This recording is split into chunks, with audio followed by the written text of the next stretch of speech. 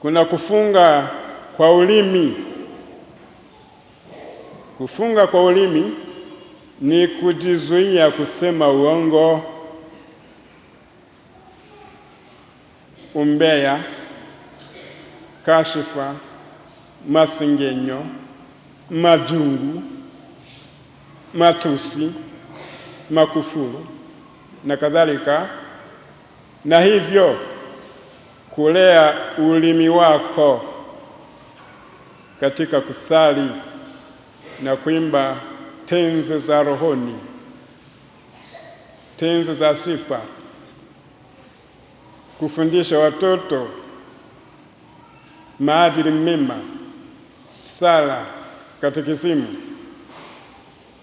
kuombea wagonjwa, kushauri waliokata tamaa na wenye mashaka, kuonya na kukemea maovu.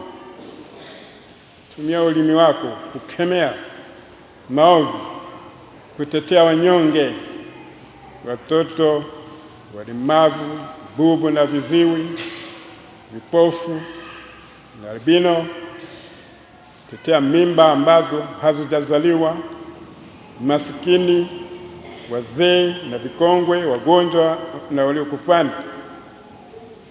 Biblia inaonya ikisema, na nukuu, usiuzoeshe mdomo wako kusema machafu, maana kusema hayo kunahusika na dhambi.